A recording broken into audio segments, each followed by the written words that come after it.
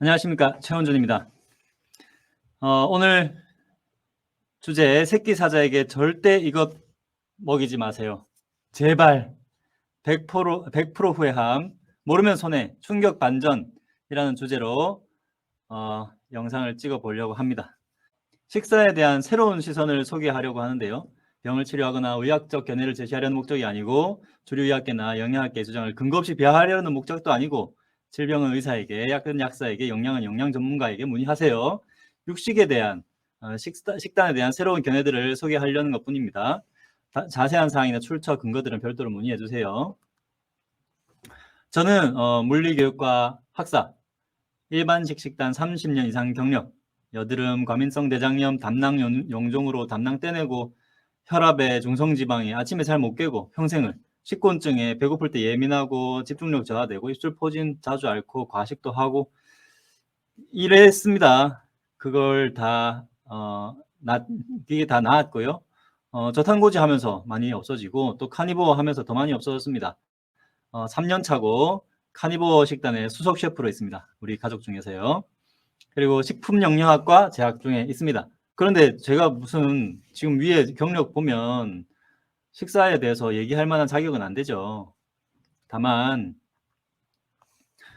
담임으로 10년을 근무를 하면서 점점 더 많아지는 고민이 이 아이들 건강입니다. 늘어가는 과민성 대장염, 배탈로 매일 결석하는 친구들, 아침잠으로 힘들어하는 친구들, 낮잠에, 수면장애, 우울증, 공황장애 엄청 많이 늘어나고 있어요. 아토피는 뭐 정말 흔하고요. 비만 얼마나 흔합니까? 무기력증, 피로에, 집중력 저하, 이거 다 건강이랑 체력만 에만 문제가 되는 게 아니죠. 성적이든 집중력이든 정신 건강에 정말 중요한 영향을 미칩니다. 아이들이 타고난 몸이 원래 이런 걸까요? 우리가 해줄 수 있는 일이 없을까요? 우리가 공부를 도와주기는 어렵습니다. 우리가 해줄 수 있는 일은 식사를 어떻게 더 잘 준비하는가, 이게 제일 고민할 거리인 것 같아요. 지금 듣고 계시는 분이 학부모님이라면 더더욱 그렇고요. 본인을 위해서 이 영상을 보고 계신다면 그것도 역시 가치가 있죠. 우리가 정말 이렇게 약하고 아프게, 또는 우리가 오래 살아서 이렇게 아픈 걸까요? 당뇨의 이 비율이 점점 늘어나고, 미국 같은 경우에 대사질환자가 80%에 육박했는데, 그리고 100년 전에는 비만한 사람이 정말 동네에서 손에 꼽을 정도였다고 하는데, 지금은 그렇지 않잖아요. 이게 미국의 문제뿐만 아니라 우리 학교의 문제고, 우리 주변의 문제고, 제 문제고, 여러분 문제입니다. 우리가 할 수 있는 일이 뭘까? 가장 효과적으로 할 수 있는 일이 뭘까? 정말 운동일까? 운동도 중요하죠. 잠, 운동, 그리고 식사, 이 세 가지가 가장 중요하다고 생각합니다. 제 개인적으로 순위를 꼽으라면 잠이 가장 중요하고, 그 다음 식사고, 그 다음이 운동입니다. 원래 무엇을 먹는 동물인가를 잃어버린 동물입니다. 호모사피엔스. 뭘 잃어버려? 우린 농경을 시작해서 뭐 농사 지어서 뭐 곡식이랑 고기랑 채소랑 이렇게 먹는 동물이지. 정말 그럴까요? 만년밖에 안 됐는데 그 사이에 진화가 다 끝났을까요? 진화가 꽤나 이루어졌을까요? 그렇지 않다고 생각합니다. 야생동물은 먹이가 풍부한 곳에서도 절대 비만해지지 않습니다. 먹이가 풍부한 곳에 사는 우두머리 사자는 뚱뚱해집니까? 먹이가 풍부하면 다 뚱뚱해지나요? 그렇지 않습니다. 우리는 뭔가 먹어서는 안 되는 걸 먹고 있기 때문에 이렇게 뚱뚱해지는 겁니다. 미국의 기대 수명은 점점 의학의 발달로 점점 늘어나고 있지 않습니다. 2년째 감소 중입니다. 키도 감소 중입니다. 정말 우리가 정답을 찾았습니까? 우리는 무엇을 먹어야 하는 동물인가? 육식 동물입니까, 우리가? 잡식 동물입니까? 초식 동물입니까? 뭐 아니면 역사상 없었던 곡식 동물입니까? 이런 것에 대해서 답을 찾아야 우리가 아이들을 도와줄 수 있다. 나 자신을 진짜 나 자신에게도 미안해야 하지 않을 수 있다. 나중에 지금부터 하는 제 말이, 제가 들려드리는 이야기가 틀렸을 수 있어요. 진짜 사이비라고 생각되실 수도 있어요. 근거 없다고 생각하실 수도 있고, 유사과학이라고 생각하실 수도 있어요. 진짜 진실이 아닐 수도 있는데, 식사라는 게, 건강이라는 게 정말 중요하기 때문에 지금부터 제 얘기를 들어볼 가치는 있지 않습니까? 저한테 설득당하지 않도록 조심하세요. 인생이 많이 바뀌어버리니까. 진화적 맥락에서 먼저 한번 살펴볼게요. 이런 기사가 있네요. 대형동물 멸종이 인간의 뇌를 키웠다. 뭐 어떤 논문을 근거로 했겠죠. 빠르고 작은 동물을 사냥하면서 뇌부피가 증가했대. 근데 이거 좀 이상하지 않아요? 대형동물 멸종한 게 인간인데랑 뭔 상관이야. 무슨 상관이냐면 대형동물 위주로 먹어왔으니까 인간 뇌에 영향을 미친 거죠. 대형동물 멸종이 인간에게 이 생존에 위협을 줬고, 그 말은 인간의 생존은 원래 대형동물에 달려 있었고, 그 말은 인간은 육식동물, 사냥꾼이었다는 말입니다. 인류의 뇌 크기 변화 그래프를 보면 뭐 꼭 제가 찍은 이 책 사진뿐만 아니라도 뭐 여러 군데서 찾을 수 있는 자료죠. 뇌 크기는 점점 급격하게 증가하다가 이게 뭐 화식을 해서 뭐 뇌가 커지고 그런 건 이 경향에 뭐 영향을 미쳤겠지만 불 때문에 뇌가 커진 건 아닙니다. 훨씬 더 수백만 년 전부터 이미 180만 년 전부터 이미 뇌 크기가 급격하게 커지고 있었고, 화식은 거기에 뭐 기름을 부은 정도죠. 화식은 50만 년 전밖에 안 됐거든요. 커지다가 10,000년 전, 2만 년 전부터 해서 뇌 크기가 급속도로 다시 작아지기 시작합니다. 이 진화의 결과일 수도 있고 영양의 결핍의 문제일 수도 있죠. 신석기 혁명 동안 인간 건강에 쇠퇴가 있었습니다. 이렇게 키만 보더라도 키가 더 작아지고 뇌 크기도 더 작아지고 골다공증도 더 많이 발견되고 충치도 발견되기 시작하고 여러 가지 이 신체적 퇴화라고 하면 오해를 일으키겠네요. 쇠퇴가 발견이 됩니다. 정말 우리가 잘 먹고 있는 걸까요? 우리가 정말 먹어야 하는 걸 정말 알고 있는 동물일까요? 신생대에는 이런 거대한 메가포너들이 살았습니다. 메가포너들은 거대 포유동물들을 말하는데요. 말도 안 되게 어마어마하게 상상도 할 수 없을 정도의 크기였어요. 이런 뭐 거대한 검치호들 뿐만 아니라 개미핥기가 교실만 하고 코뿔소 같은 이 동물도 엄청나게 크죠. 뭐 코끼리랑은 비교할 수 없는 맘모스의 친구들이 이렇게 많았습니다. 이 얘기를 왜 하냐면 이 신생대에 있었던 대멸종이 있는데 제4기 대멸종이라고 부릅니다. 이 4기 대멸종은 특이한 점이 있어요. 다른 대멸종과 다르게 체중이 큰 동물들 위주로 멸종합니다. 크기가 작은 쥐라든지 이런 동물들은 별로 멸종하지 않고 크기가 큰 동물들 위주로 멸종하고, 그리고 인류가 그 대륙에 도착하는 순서대로 그 대륙 순서대로 멸종이 일어납니다. 이 그래프는 포유류의 평균 몸무게 그래프인데요. 이게 100만 년 단위니까 이게 6천만 년 전일까요? 이렇게 보면 포유류가 이제 공룡시대가 끝나면서 포유류의 번성이 일어나면서 평균 몸무게가 아주 많이 상승합니다. 그래서 여기 보면은 평균 몸무게가 이 날아다니는 박쥐를 제외한 포유류예요. 쥐도 다 포함한 거예요. 토끼 뭐 다 포함해서 평균 몸무게가 개체당 평균 몸무게가 500kg를 넘었습니다.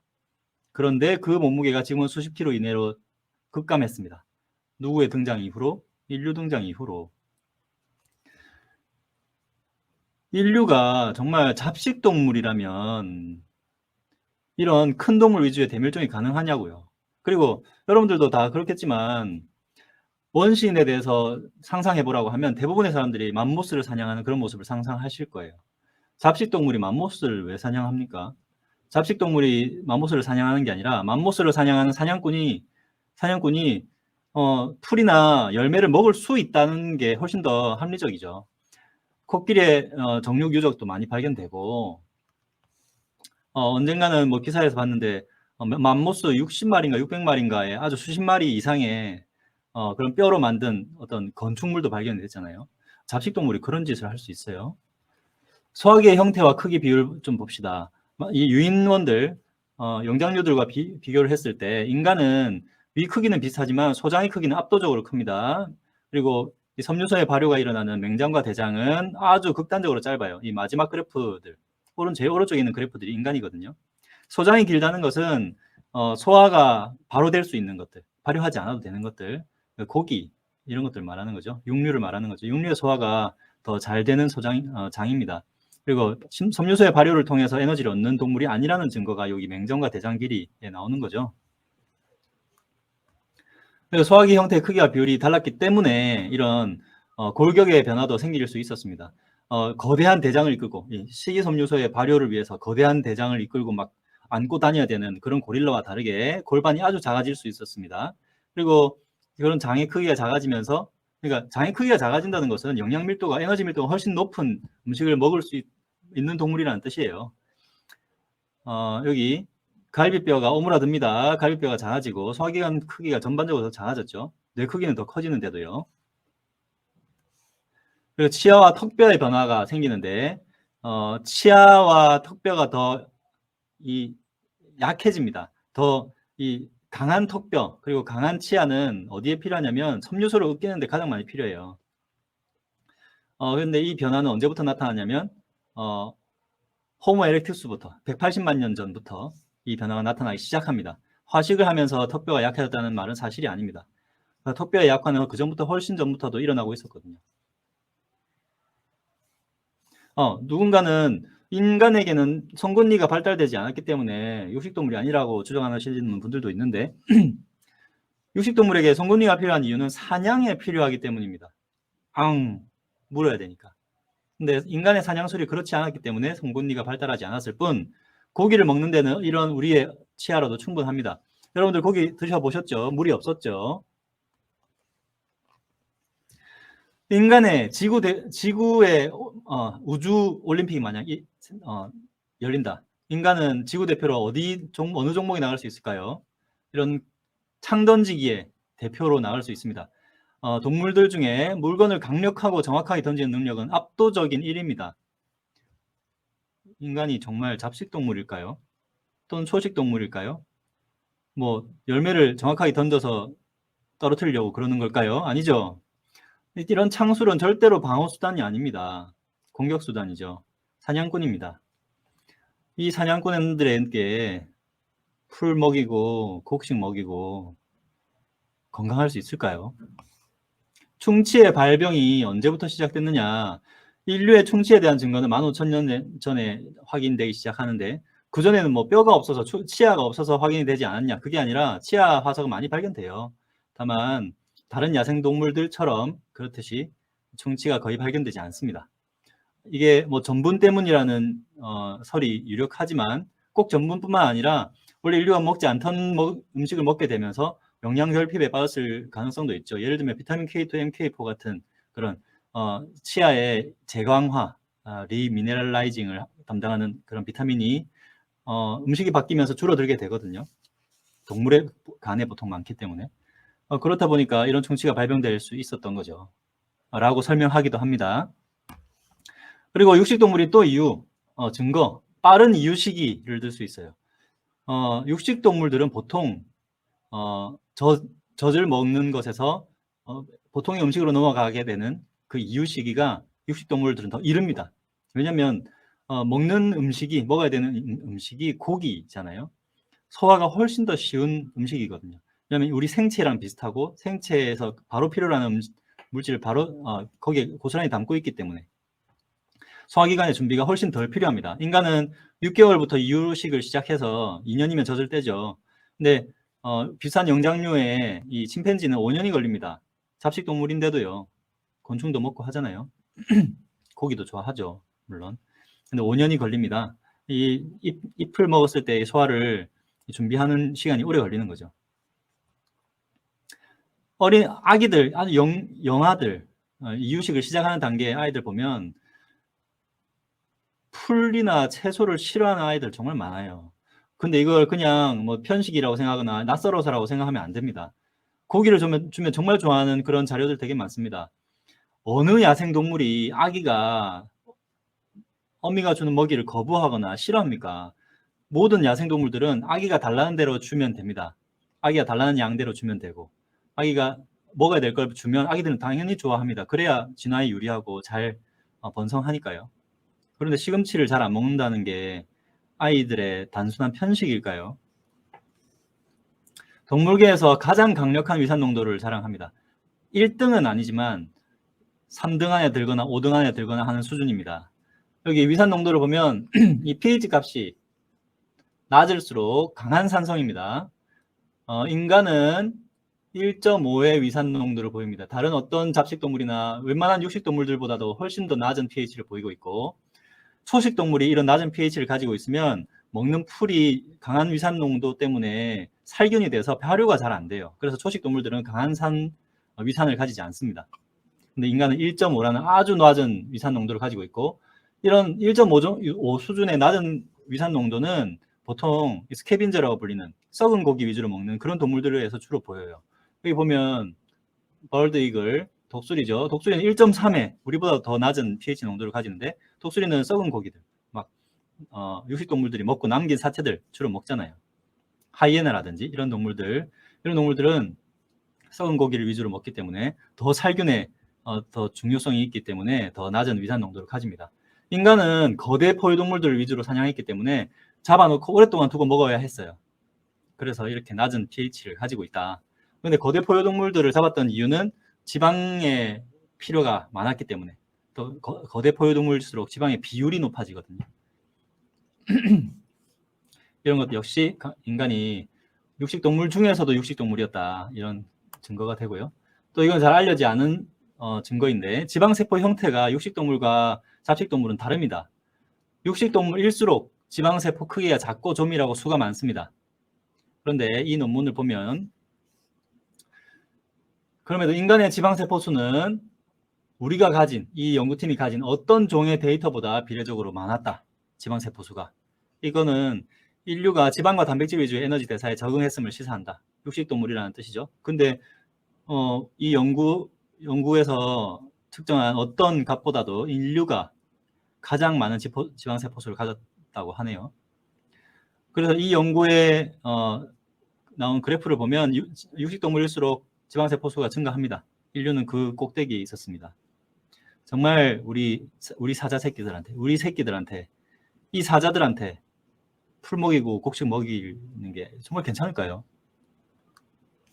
3만 년 전 질소 동위원소 농축 비교인데요. 질소 동위원소 농축 비교는 이게 뭐 순 농축과 비슷한 형태라고 생각하면 됩니다. 이게 생태계에서 먹이 사슬에서 높은 곳에 있을수록 수은이 많이 농축된다는 얘기 들어보셨죠? 질소 동위원소도 마찬가지로 농축이 되는데요. 풀에 있는 질소를, 공기 중에서 이제 풀이 질소를 고정하고 이 풀을 초식동물들이 많이 먹고, 이 풀을 많이 먹을수록 질소 동위원소 농축이 높아지고, 그리고 초식동물들을 많이 먹을수록 질소 동위원소 농축이 더 높아지겠죠. 그래서 육식동물들이, 여기 보면 울프나 퍽스가 여기 질소 동위원소 농축이 높네요. 그리고 초록색의 초식동물들은 질소 동위원소 농축이 낮은데, 그 중에서도 초식동물들 중에서 높은 얘는 맘모스네요. 맘모스 얼마나 컸습니까? 풀을 많이 먹었다는 거죠. 그런데 육식동물들은 더 높고, 꼭대기에 있는 이 검은색 표시들은 다 휴먼입니다. 휴먼. 알겠습니까? 휴먼은 질소 동위원소 농축이 동물들 중에서도 가장 높은 축에 속했습니다.